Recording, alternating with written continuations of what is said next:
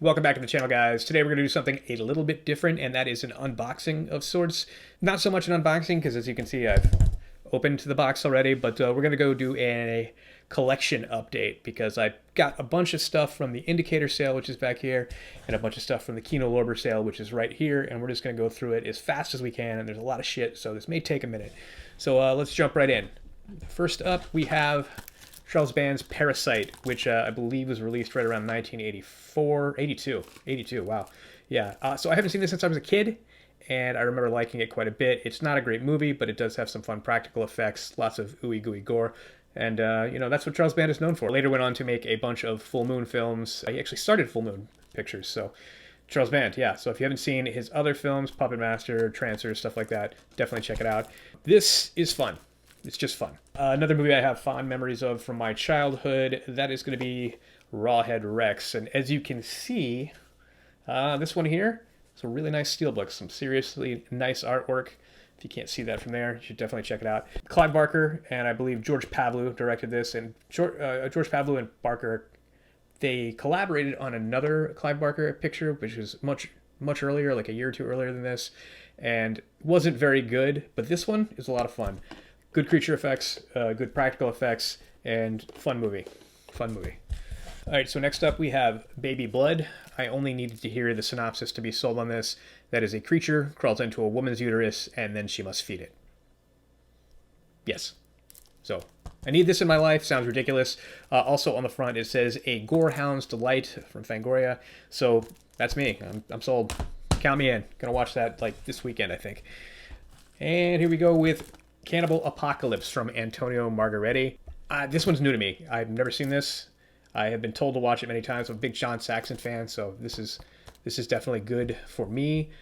Margheriti also did, let's see, like Web of the Spider, Your Hunter from the Future, Death Rage, Codename Wild Geese. He's done a bunch of stuff that's really fun, so this is probably right up my alley. So I picked it up. We're going to find out. Again, another one I'll probably watch very soon because I have not seen it. We'll do the next two together. All right, so recently I picked up probably like my 18 billionth edition of Do the Right Thing, which is one of my favorite films of all time. I really dig Spike Lee, and these next two movies are from him. So I have SOS Summer of Sam and Clockers. I don't know why I said SOS, it's just Summer of Sam. Summer of Sam, Clockers, both excellent films. I think Summer of Sam was my intro to Adrian Brody. I think that's the first film I remember seeing him in. This is a great movie, excellent timepiece. If you haven't seen it, definitely check it out. Clockers, I have not seen since it was in the theater. Really liked it. I know it's Keith David and Mekhi Phifer. Also, from what I remember, great film, and I'm sure I won't be disappointed. It's been 20 some odd years since I've seen it, but love Spike Lee, and I probably should have watched it sooner, and I definitely should have owned these sooner because I need them. Keep it rolling, keep it 90s, and you hear that? That's not good. That's that means the disc is loose. I don't like that, Kino. Get your act together. This is John Dahl's Unforgettable, which stars Linda Fiorentino and Ray Liotta. John Dahl, if you don't know, also made a bunch of other really cool neo-noir films. One of them is Red Rock West with Nick Cage. Excellent film if you haven't seen it. He did Red Rock West, and then he did The Last Seduction right before he did this. Both of those are excellent. I don't think Unforgettable is quite as good, but it's still a really fun entry into John Dahl's filmography. Definitely check it out if you haven't seen it. It's good, it's fun, and you should own it. Here we go. Deep Rising with Treat Williams and Famke Janssen. Directed by Stephen Sommers, who did The Mummy. This one is full of really cool practical effects, ridiculous stunts, and a really hammy script, and I really dig it. It's a lot of fun. Your mileage may vary. It may be too corny for you, but I think this is a near perfect, like, kind of action horror comedy. So if you haven't seen it, definitely check it out. Still in the 90s here, and we're gonna go with Rush, which, again, I have not seen in a very long time, but I saw this movie. I bought it on Laserdisc when I was a kid because I was really into Jennifer Jason Leigh and Jason Patric, both of them very good actors. Still really dig both of them. But I remember watching this movie and getting this like really sick feeling in the pit of my stomach because I could really relate to what the two main characters were going through, and it's just like they're spiraled down into drug addiction, and they're just it made me feel awful, and I loved it. I know that sounds weird, but it was also the first time that I realized that when I was watching a movie didn't always have to be, I don't want to say entertaining because this is still entertaining, but it doesn't always have to make you feel good to be entertaining. This one really made me feel something, and I really enjoyed this movie. I highly recommend it if you've never seen it. It's a great film. Next up, yes, Hannibal, which is, I know, not the most popular entry in the Hannibal Lecter canon, but this one is fun for me because I think it's got this really dark sense of humor that none of the other ones seem to have. And also, it's a Ridley Scott film. It looks gorgeous, and I really love Ridley Scott as a director. Even if I don't always like his films a lot, I do enjoy the way they look, and this one is no exception. I actually kind of like this one, though. Like I said, this is fun, and I really enjoy it. And in 4K, nonetheless, so this should look really nice. I actually might check this out tonight. We'll see. And Hills Have Eyes Part 2. Another one I haven't seen since I was a kid. I remember it being kind of corny. Didn't really love it as a kid, but I just recently got off the Scream binge. That I did my Scream ranking with my buddy Ken Sledge over at Sledgehammer Horror. I'll link to that down in the description below. You got to check that out. That's a good video. And I wanted to get all of the early Wes Craven stuff because I really dig Wes Craven as a director. And I think that I'll probably give this movie a second chance, and hopefully I'll have different feelings about it. I remember it, like I said, I remember it being a little bit corny and not quite for me, but again, I was very young, and I have not seen this in a very long time, so this should be interesting to rewatch. And last but not least, from the, there's a couple of more here and there. So we have 7 Blood-Stained Orchids from Umberto Lenzi, and this is new to me, never seen it. This is a giallo. I know almost nothing about it other than Umberto Lenzi. I can't say his name for it. Umberto Lenzi directed it. It's gotten a lot of really solid reviews, and it's been suggested to me by a number of friends who have said you'll really like this movie if you like giallo, and I do. So we're gonna give this a shot. We'll report back. All right, now I think this is actually the last one out of the Kino sale, and that is The Puppet Masters from Robert Heinlein. He wrote the book. Somebody named Stuart Orm directs. I don't know who he is. Sorry. If you guys know who he is and has done some other cool stuff, let me know in the comments. I would love to hear about it. I remember this being fun when I was a kid. Again, haven't seen it since its theatrical release in 1994, but I enjoyed it then. It's got Julie Warner, Donald Sutherland. It's kind of a riff on Invasion of the Body Snatchers, so I dig it. We're going to give this a shot. Another shot. We're going to like it. It's going to be good. Okay, now on to Indicator. From Indicator, we have Paul Schrader's Hardcore.